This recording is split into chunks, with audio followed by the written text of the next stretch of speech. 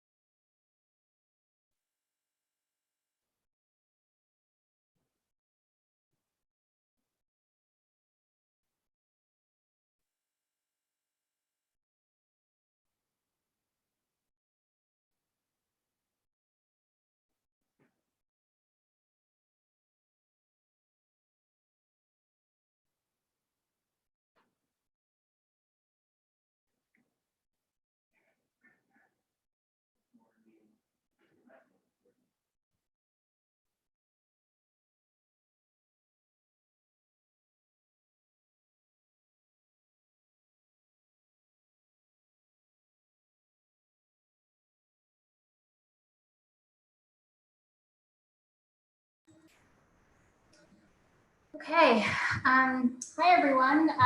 Welcome to this week's Virtual BWB session. This week we are hearing from the network. We're going to talk about various projects and efforts and accomplishments from the US and Canada. Before we get started, I just wanted to review some logistics. This webinar is being recorded and will be available to anyone that wants to listen in. It'll be available on our website after the session. All attendees are muted and cannot use their video, and you will be muted for the entire session. If you want to ask a question at any time, you can ask a question through the Q&A box at the bottom of your screen. Please use the Q&A for questions. That's our best record of everything from the meeting. And therefore, if we don't get to your question, we can also follow up after the meeting. So with that, I'm going to introduce our speakers. Our first speaker will be Misty Nelson. She's the lead scientist from the California Natural Diversity Database. The title of her talk is Natural Quiet and Dark Night Skies, Emerging Priorities for Biodiversity Conservation. Go ahead, Misty. All right, thank you, Allison. Let me just get my screen share going here.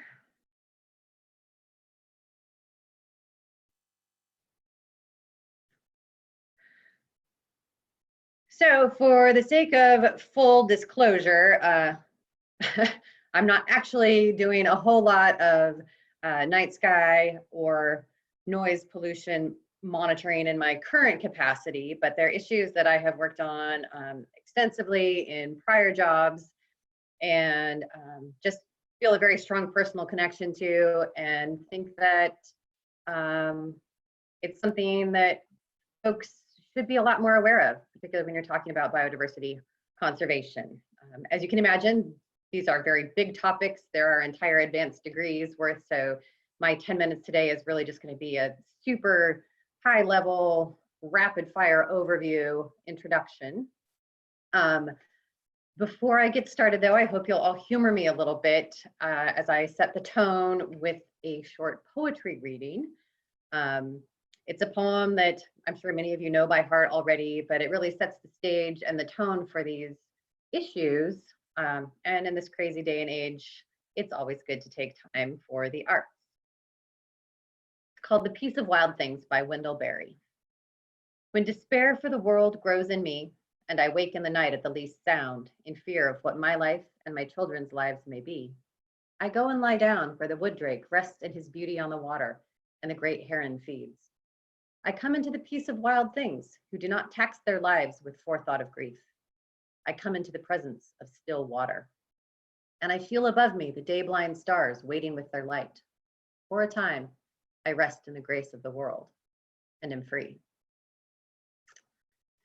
Now, I don't know where that poem takes you individually, but this is a picture of where it takes me in my mind. It's a small lake in western Montana where I spent a great deal of my childhood.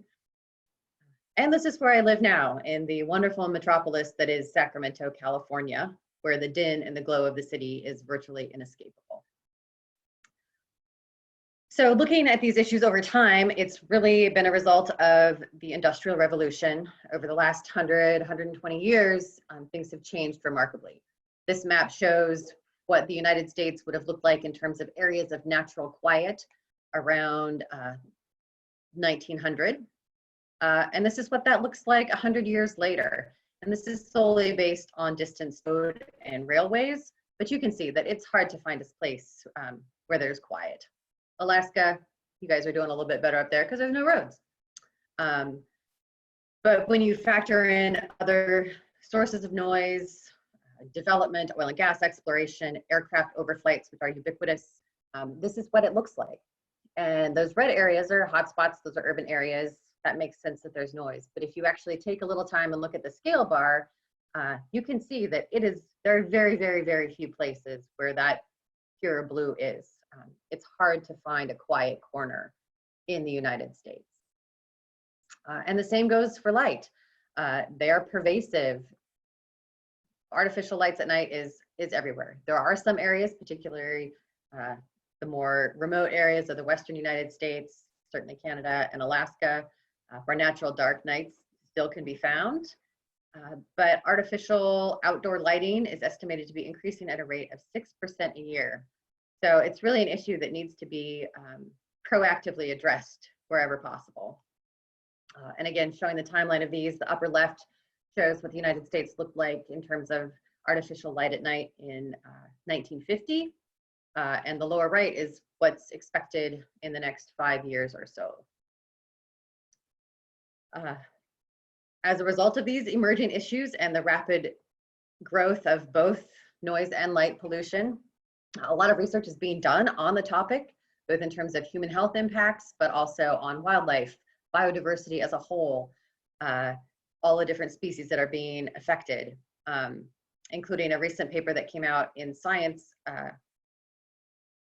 a few years ago, and then there was one, the Biological Conservation, that came out just earlier this year that implicates light pollution as one of the key drivers in the massive insect declines that we're seeing. So there are lots of different impacts associated with light pollution. They include impacts to migration, navigation, foraging, predation, development of young. Some of the impacts shown here, including obesity and cancer, are identified solely through human health studies, but it stands to reason that animals may be susceptible to similar effects. Likewise, it's not taxa specific. There are marine, invertebrate, aquatic, vertebrate, terrestrial, even plants have had documented effects due to artificial light. Same goes for noise. The impacts are diverse and they're often intertwined. The chart on the left is obviously very complex. It's from a paper talking about the impacts of anthropogenic noise on wildlife. And it is a complex issue. In humans, exposure to noise has been linked to cardiovascular disease, sleep disruption, cognitive impairment in children, and overall increased stress levels. For many animals, noise can have both direct and indirect effects, meaning it can interfere with their physical hearing. They can be deafened by it. And then there can be more indirect effects, such as fitness costs or behavioral changes. Most of these impacts are even more true in aquatic and marine environments because of the increased sound transmissivity in water. So the most direct effect associated with the increase in environmental noise is basically a reduction in the listening area for a given organism. So this figure shows that outer bubble is what a listening area would be under normal natural ambient conditions.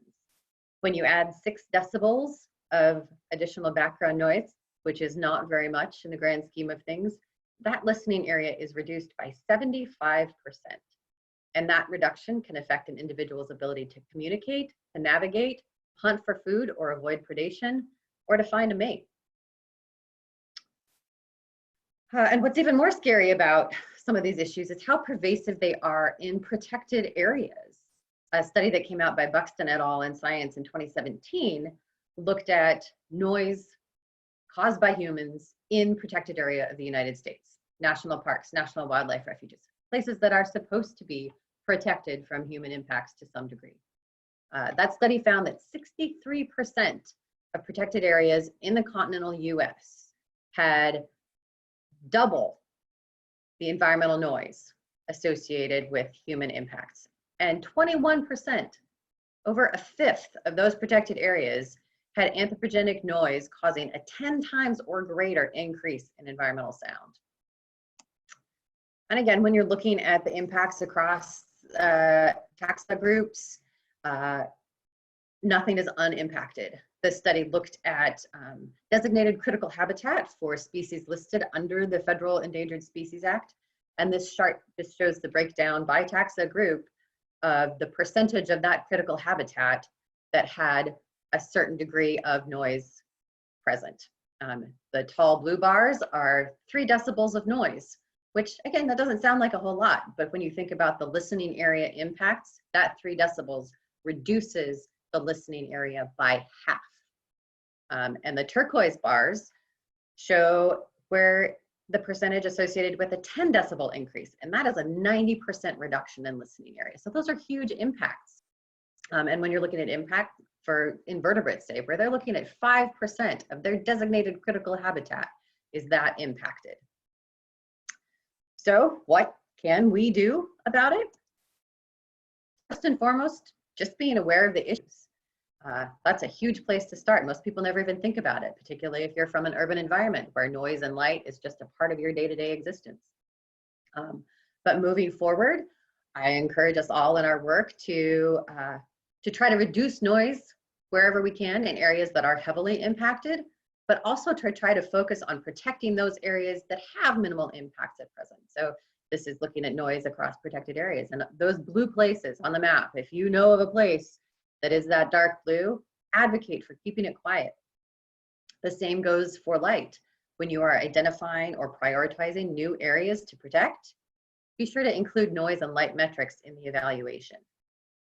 If you want to go really big, there's a lot of cool things out there, one of which is a program managed by the International Dark Sky Association called the International Dark Sky Places Program. And this provides a framework for communities or parks or regions to designate themselves as an international dark sky place. And this doesn't have to be super pristine. There are urban night sky places. There are dark sky friendly developments of distinction. There are ways to have your cake and eat it too, so to speak, and still preserve the wonder of the night sky. And just out of curiosity, I checked their map last week, and this is a map of current North American international dark sky places that have some designation from the IDA, which is great. There's a bunch of them out there. I would argue that there are ripe opportunities for increasing the coverage on that map. There are also small steps that we can take in our daily work here throughout the NatureServe Network. For example, the IUCN classification of direct threats specifically calls out both light and noise as threats. 9.6.1 for light pollution and 9.6.3 for noise pollution. So when you are doing ranking of occurrences or elements, call these issues out if they exist. You can also make changes in your personal life, in your home, at the office, in your communities. The National Park Service's Natural Sounds and Night Skies Division has some great resources, as does the International Dark Sky Association. Things you can do include something as simple as turning off your car alarms, not blasting your radios. If you are a motorcycle rider, don't buy loud aftermarket pipes and drive them through national parks. When it comes to light, choose warm white bulbs over bright blue LEDs. Shield lights and point them only where light is actually needed. There are a lot of small steps that you can take that will truly make a difference. Most importantly, be quiet and turn off the lights. Thanks. Thanks, Misty. We don't have any questions at this time, but reminder, if you have any questions for Misty, put them in the Q&A and we'll get to them at the end.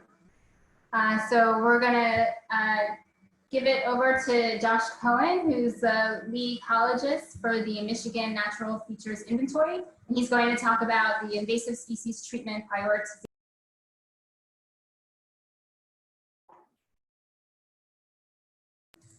Josh, you're on mute. Thanks, everybody. Sorry about that. I'm Josh Cohen. I'm going to be presenting a presentation that I've been developing and about a project I've been working on in collaboration with my colleagues, Clay Wilton, a fellow ecologist, and our GIS analyst, Helen Annander. We have been commissioned by the Department of Natural Resources to develop some models to prioritize prescribed fire application and also invasive species treatment across state lands in Michigan.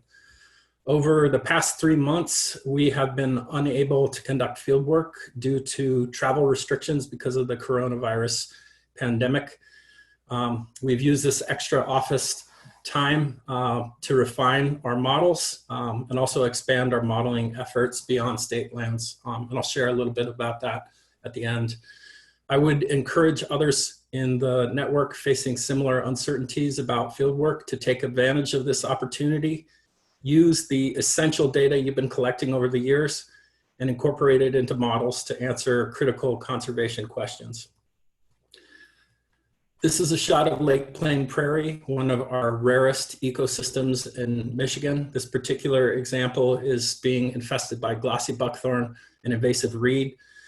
These species are drastically altering the species composition and structure, and without pretty immediate intervention, there's going to be alterations to soils and hydrology and even fire regime of these prairies.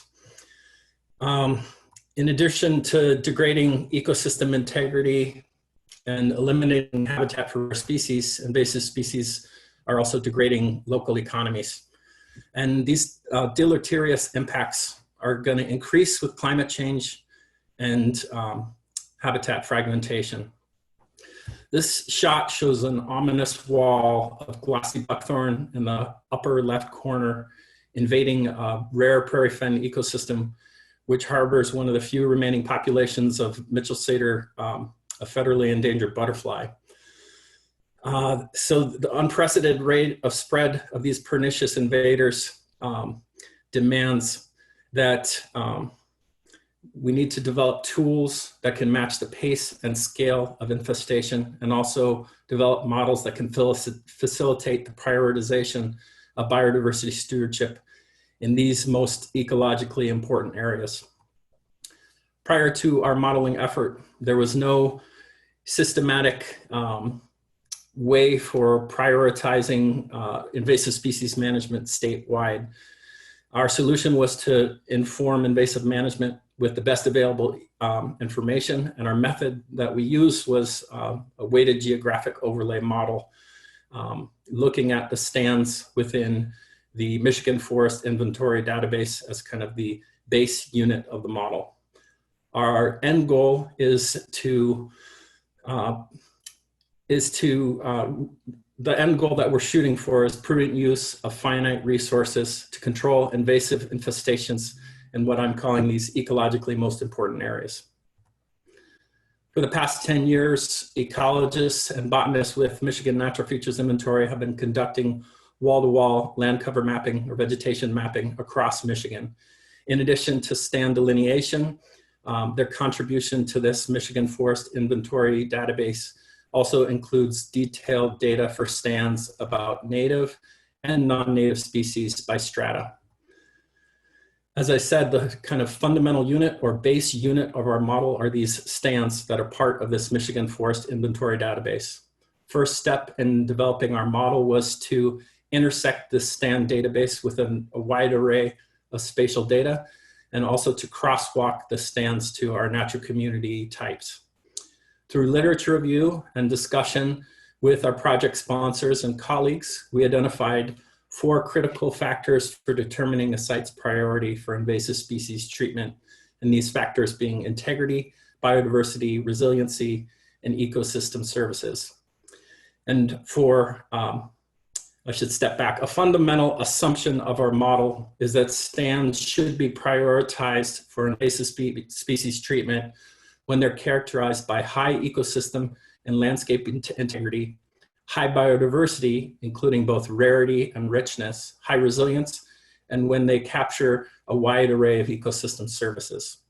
For each of these factors, we develop variables and score them on a scale of 0 to 5. And for each stand, we evaluated these multiple input variables, scored them, multiplied the scores by a weight, summed the weighted scores to generate the stand's overall priority score. To visualize the model, we display it in GIS by assigning scores on a red to blue color gradient with higher priority scores corresponding to reds. I'll briefly highlight a subset of the variables that we incorporated, and I've selected these variables based on what I think will be variables of interest to network members. One of our integrity variables was invasive species presence. We pulled invasive species data from 3 different sources from this Michigan Forest Inventory database, so data that our ecologists and botanists collected. From the Midwest Invasive Species Network, or MISIN. This is the Midwest counterpart to IMAP Invasive, so a database that includes records from conservation practitioners and citizen scientists. And I also mined our natural community database for invasive species presence data. Clay Wilton had the honorable job of systematically evaluating and scoring close to 100 non-native species using the USDA's weed risk assessment tool. And following literature review for each species, he answered a series of questions about that species' establishment, spread, and impact potential. And thereby was able to categorize these species as non-invaders, minor invaders, and major invaders. And then he assigned each species a treatment priority ranking on a scale of 0 to 5, with 0 being no priority and 5 being the highest priority. One of the landscape integrity variables that we used was NatureServe's land use index. This metric is based on the proportion of land use in a buffer surrounding an area of interest. And we developed this metric for all of the stands, but also for all of Michigan. Stands surrounded by intensive land use, row crops, residences, they receive lower scores, and stands surrounded by natural cover, floodplain forest, receive higher scores. The model includes 3 biodiversity variables. Stands that support natural communities that are rare receive high scores. Stands that have rare species element occurrences also receive higher scores. And stands that are characterized by natural communities with high species richness and diversity of ecological processes receive higher scores. One of the ways we incorporated resilience into the model was by rolling in the Nature Conservancy's climate resilience analysis. Stands that are characterized by high resilience to climate change receive higher scores. In general, these are areas that have a diversity of landforms and high habitat connectivity. Each stand was assigned an ecosystem services score based on 10 factors that gauge contribution to provisioning, regulating, supporting, and cultural services. For example, a floodplain forest receives a high ecosystem services score because of its contribution to carbon sequestration, water filtration, recreation, flood protection, and nutrient cycling. To give you a sense of how the model works, we've selected an example red stand or highest priority stand. This particular stand is a high quality lake plain prairie.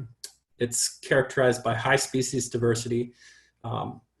It is critically imperiled. It's chock full of rare species, both insects and plants, and it provides pollinator and nesting waterfowl habitat. It's also currently being invaded by a suite of pernicious invaders, including glossy buckthorn, common buckthorn, and invasive reed. The model can be used to highlight priorities at the local scale, regional, and state scale. Here we have displayed the model for the Upper Peninsula of Michigan. Areas that popped in the model in the Upper Peninsula include 3 Great Lakes endemic ecosystems, Wooded Dune and Swale Complex, Alvar, and Great Lakes Marsh. The model highlighted a stretch of Wooded Dune and Swale Complex along the northern Lake Michigan shoreline that has an incipient infestation of invasive reed. In addition, it highlighted our largest Alvar, which occurs in the eastern Upper Peninsula on Drummond Island. This is a critically imperiled ecosystem that supports numerous rare plants and rare insects, and this particular site is being impacted by spotted knapweed. Great Lakes Marsh provide ecosystem services, including shoreline buffering, nutrient cycling, habitat for waterfowl, and spawning grounds for fish. This particular Great Lakes Marsh in Muskong Bay is being invaded by hybrid cattail and narrowleaf cattail. Additional invasives in Great Lakes Marsh include invasive reed, European frogbit, and flowering rush. So to wrap up, we believe that our invasive species treatment priority model is going to be a useful tool to provide resource managers with information about where to consider managing for invasive species on state lands. We're not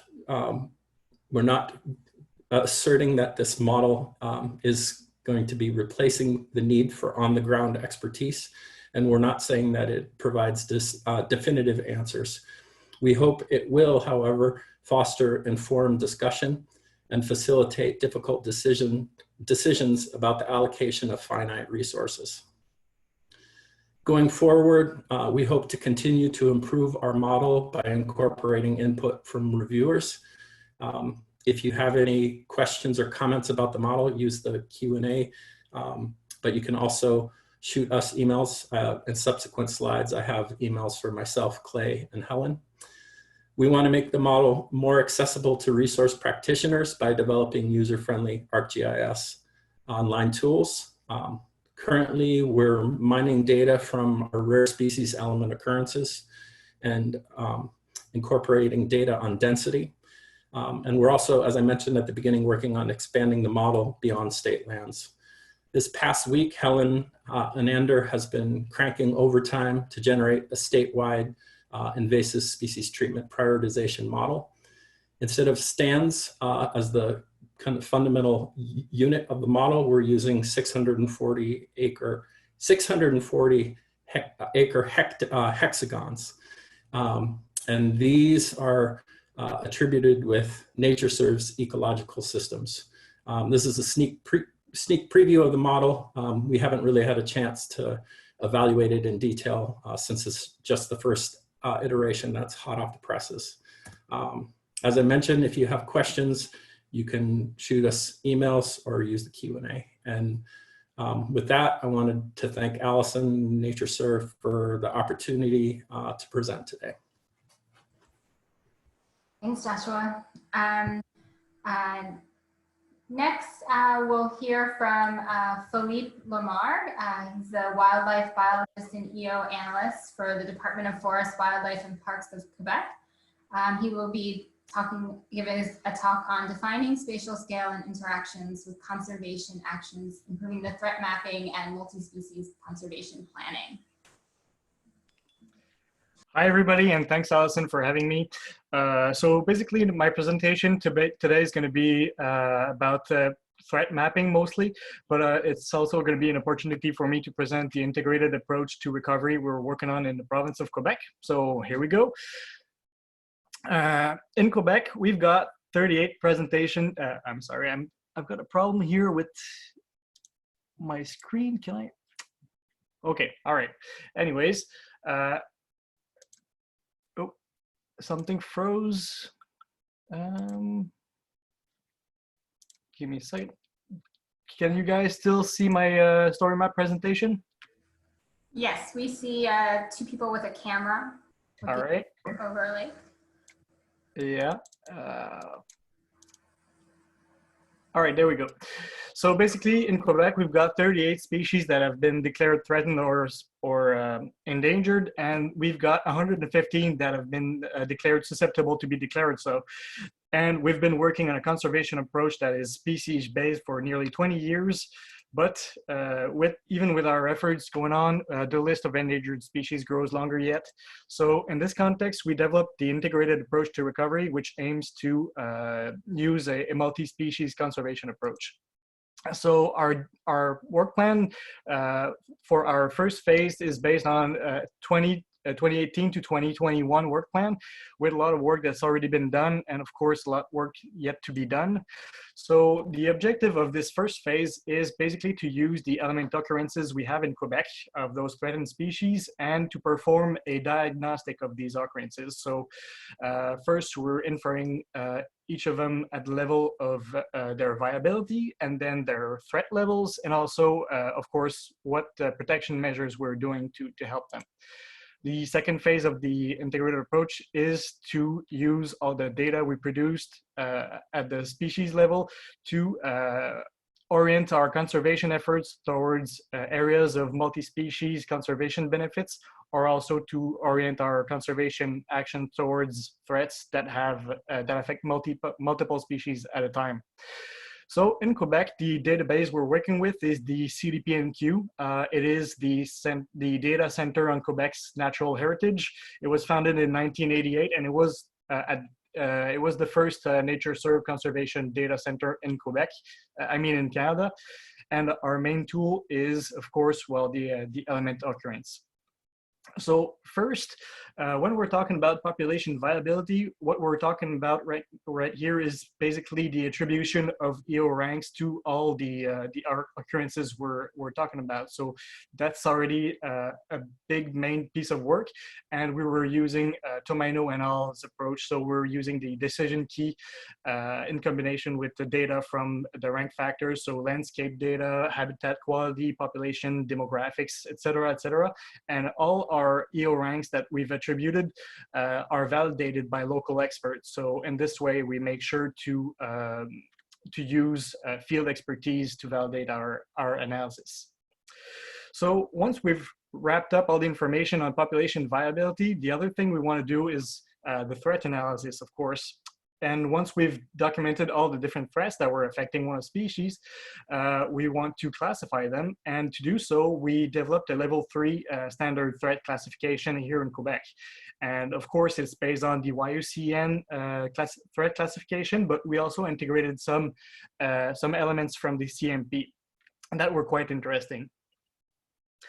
So the idea behind all of this is, of course, to use the impact calculation method that was developed by Master and all, to use scope and severity to document local threat impacts.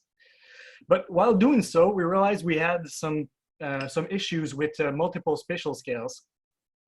So here, what you're seeing right here is the EO of a locally endangered wood turtle, and what you have here in green is the polygon of the EO of a population. So basically, our own EO specs in Quebec are based on home range and habitat selection. So that's what one of our EO looks like, and the observation here are shown here in green. So once you want to document the threats that are affecting this population or this EO, you realize that some of the threats, for example, if you look here at the orange network, well, you've got a road network that is taking place locally that affects turtles by inducing individual mortality. So you have threats that are very, very local, whereas this same element occurrences is also affected by threats that are taking place at a very, very different scale. So for example, what you're seeing here shown in orange is the drainage area of that EO and all the agricultural activity that is taking place within. So all this activity in the drainage area will result in a threat to the EO itself. So the scales that we use to document threats are really different from one another. And considering that we're using level 3 threats, and we have 170 different threats that are affecting our EOs, we really had a strong need to develop a standard method to document and map these different threats. So we came with the idea of what we call the influence zone.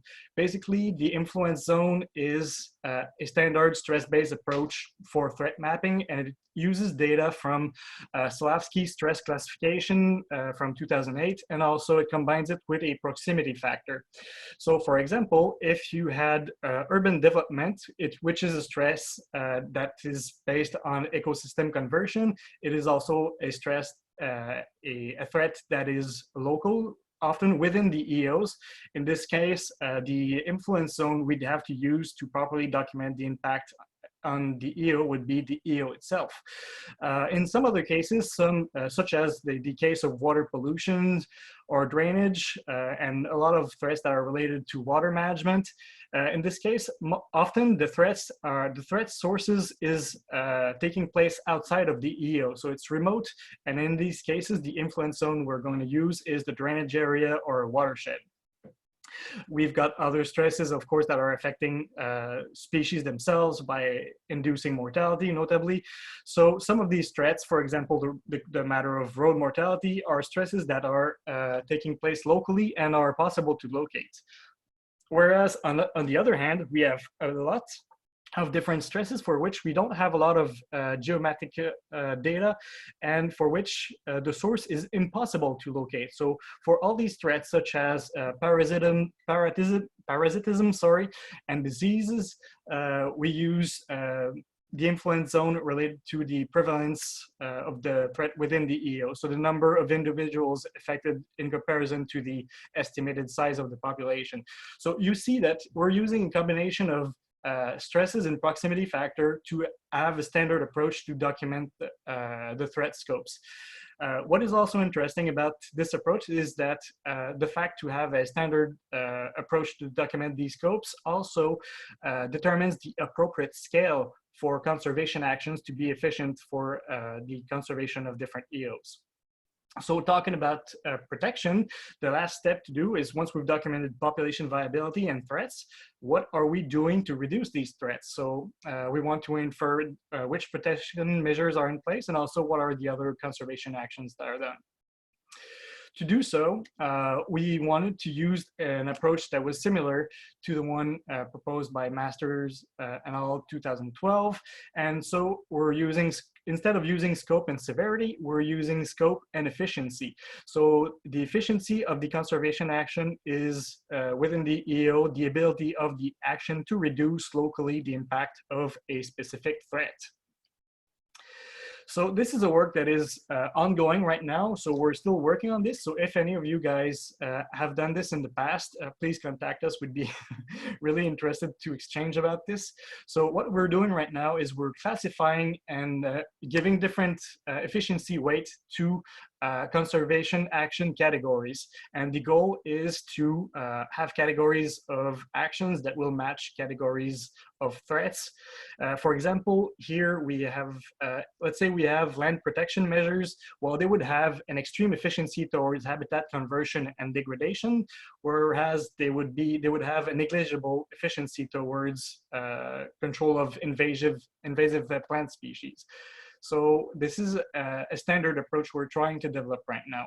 And of course, the idea is to put in relationship the impacts of the local threats with the impact of the local conservation action in order to update our local threat scorings. And once we've done all of this, well, all we have to do is to monitor the population and all these different parameters. And to do so, we developed a relational database, which is also a source database for the CDNPQ here in Quebec. And this database is a PostgreSQL database that defines interaction of data, classification, and interactions in between viability data, threat data, protection data, et cetera, et cetera.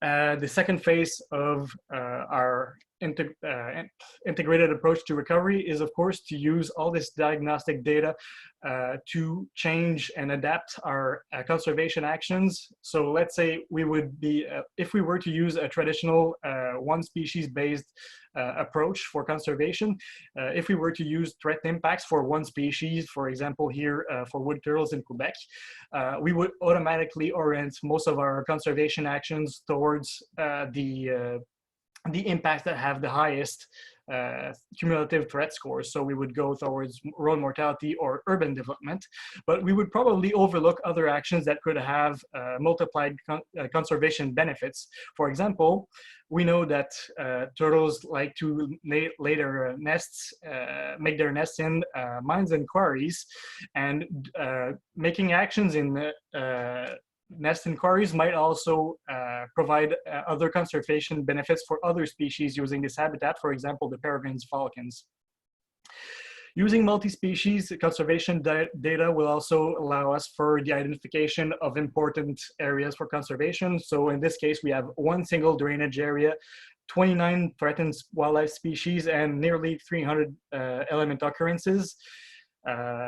Another important tool we can use is also the mapping of our different element occurrences on a grid of threat level and on the y-axis and on the x-axis on EO viability.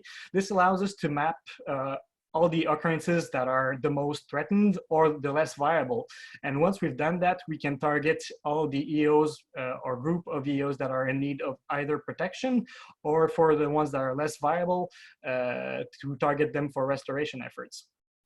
And of course, as the government of Quebec, we developed this for our own need, but it also has some quite practical uses for our different conservation partners, namely identification for needs of fieldwork and research. So for our partners in conservation groups or in the universities. And also, well, it helps us to identify prioritization, to identify our needs in order to make proper conservation actions, whether the actions are local or broad scale. So that's it for me. Thanks, Philippe. We did have a general question come in that I'll just answer right now. Will we provide the contact information for the presenters after the session? And the answer to that is yes. So we'll do that. We'll circulate that when we circulate the Q&A from this session. So next up is Joe Weber. He's the Natural Heritage Information Center with the Virginia Division of Natural Heritage. And his presentation is on a new program called Conserve Virginia, a data-driven strategy that identifies high-value lands for conservation. Thanks, Allison. Hi, everybody. Before I dive into Conserve Virginia, which is the Virginia Governor's land conservation strategy, I want to give you a little background on the program. I'll try not to preach too much to the choir. Our mission, like for probably every other program, is to conserve biodiversity. And the main way we do that is by maintaining a statewide data set of rare species. I'm talking about element occurrences. that we use for conservation planning, environmental review, land protection, and land management. Our program is made up of 5 sections: inventory, information management, protection, stewardship, and environmental review. And I lead the information management section, where my staff enter the rare species data into biotics. But we're also responsible for maintaining the Commonwealth's database on already conserved lands. And we also develop conservation tools. And a suite of tools that we've created fall under the umbrella of conservation vision.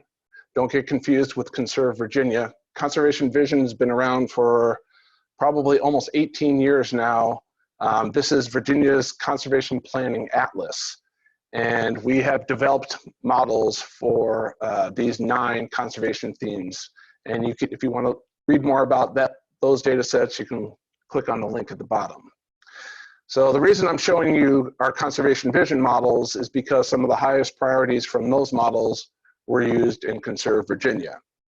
I want to read a quote from the governor when he announced the concept at the Virginia United Land Trust Conference in 2018. He said, "I believe that we need a land conservation strategy that is focused and targeted toward making measurable progress on our natural resource goals.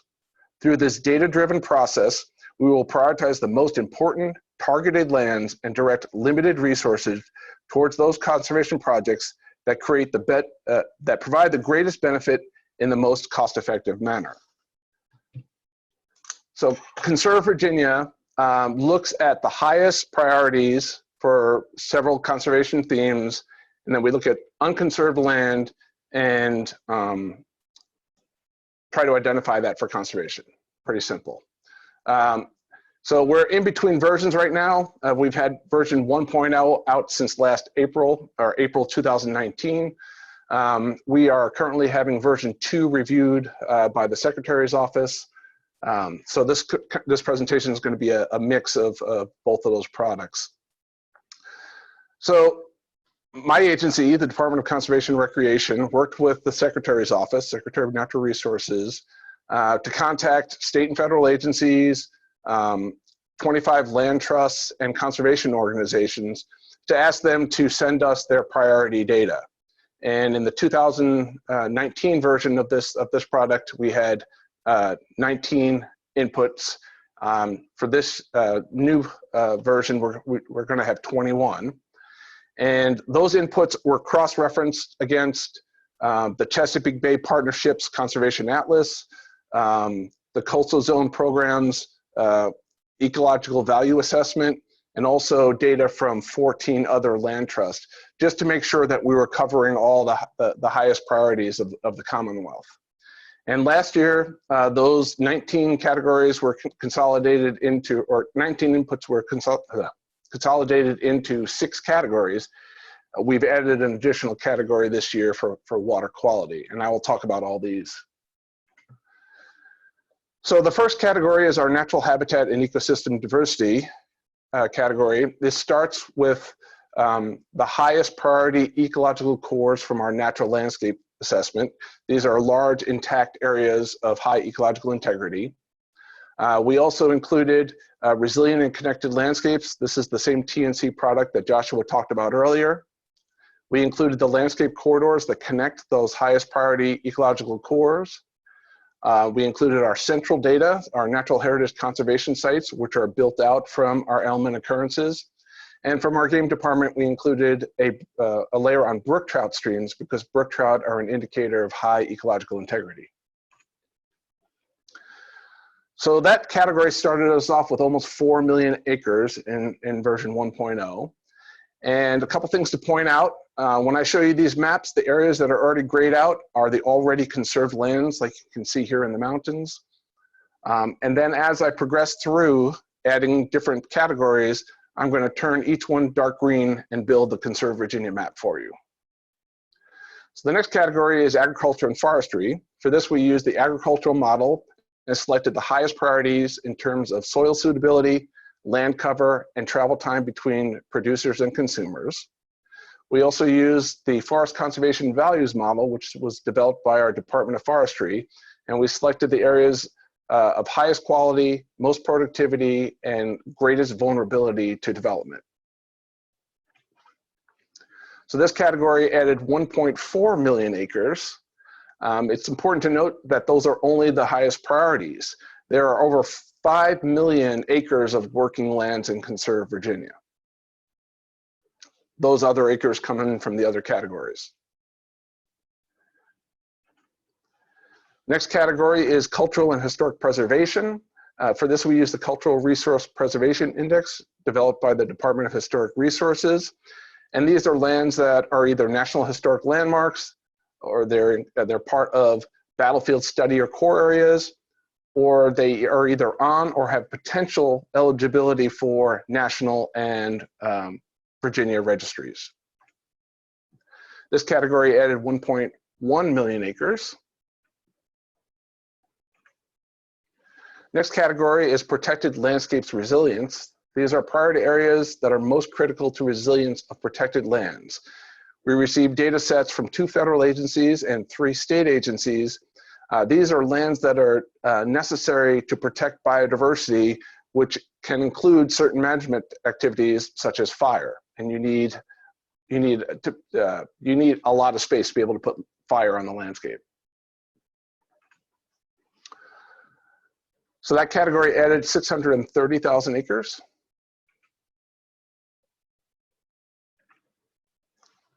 Next category is floodplains and flooding resilience. So we had access to the DFIRM floodplains data, but they're not prioritized. So we had to figure out a way to select the most important floodplains for conserved Virginia. And the way we did this was we looked upstream of the 10 worst flooding disasters in Virginia according to the Department of Emergency Management, and identified forest and ag lands with the thinking that if we can conserve the forest and convert the ag lands to forests, they'll hold more water and potentially the future floods would be less severe. We also include the 2 top classes from the Virginia Wetlands Catalog, which maps known as well as predicted wetlands. For coastal flooding, we use 2 products. We use a different product from the Nature Conservancy called Coastal Ecological Resiliency. And from the Virginia Institute of Marine Sciences, we use their marsh migration and marsh building model. This category added 545,000 acres. And then scenic preservation. This was another difficult category because we didn't have a prioritized layer for the state. So what we did was we took the linear resources that you see on the screen here, and we buffered them by 200 feet with the idea that if a project intersects that 200-foot buffer on a scenic resource, chances are it's going to be important to that viewshed or to that scenic resource. So it makes sense to conserve the areas that are in the foreground. It's really just a flag. And that category added 271,000 acres.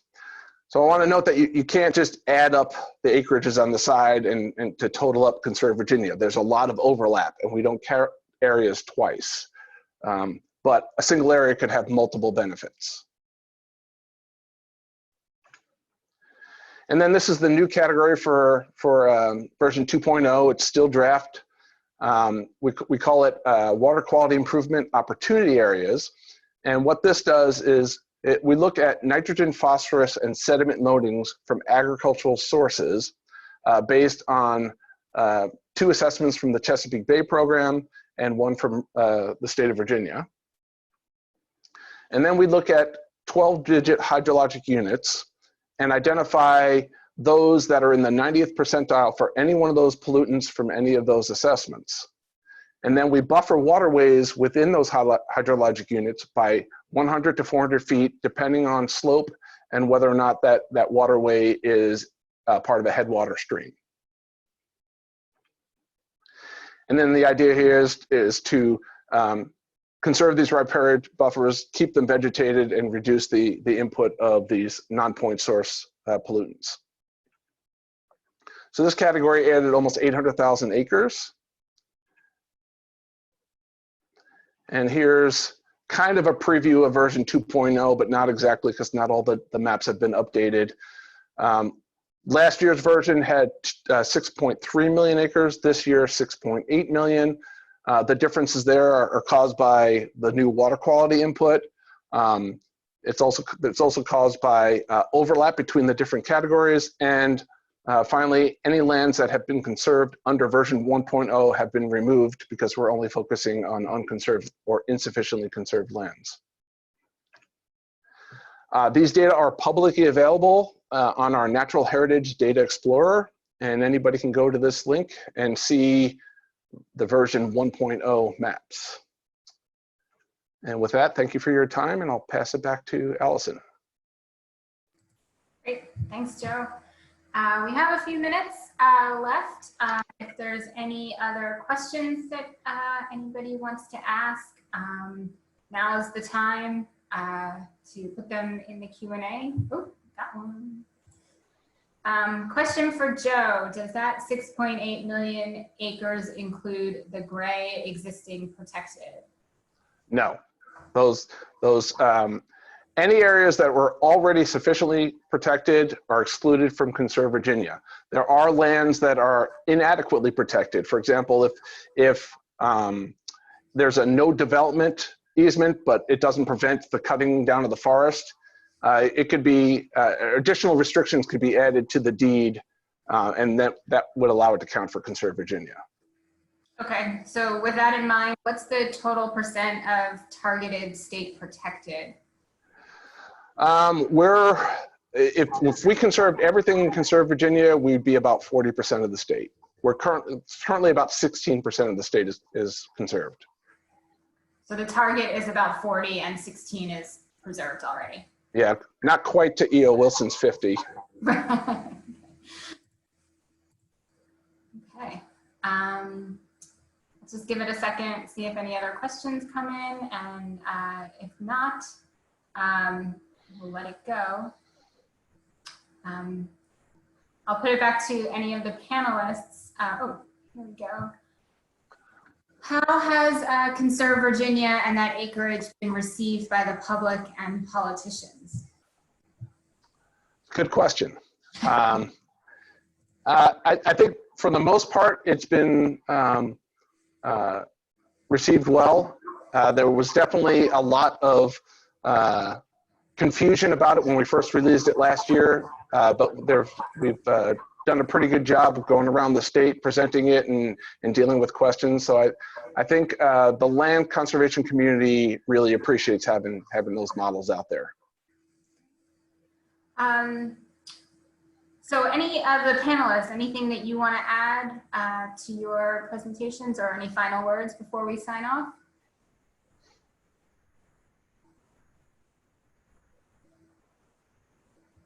No? Okay. Well, with that, I'm happy to give everyone 5 minutes back in their day. Thank you all for attending this week's session. Next week, we are back with an update from 3 other programs. We'll be hearing from North Carolina, South Carolina, and Arizona. So look for an announcement on that, and don't forget to register, and we'll see you next week. Thanks, Allison. Thanks.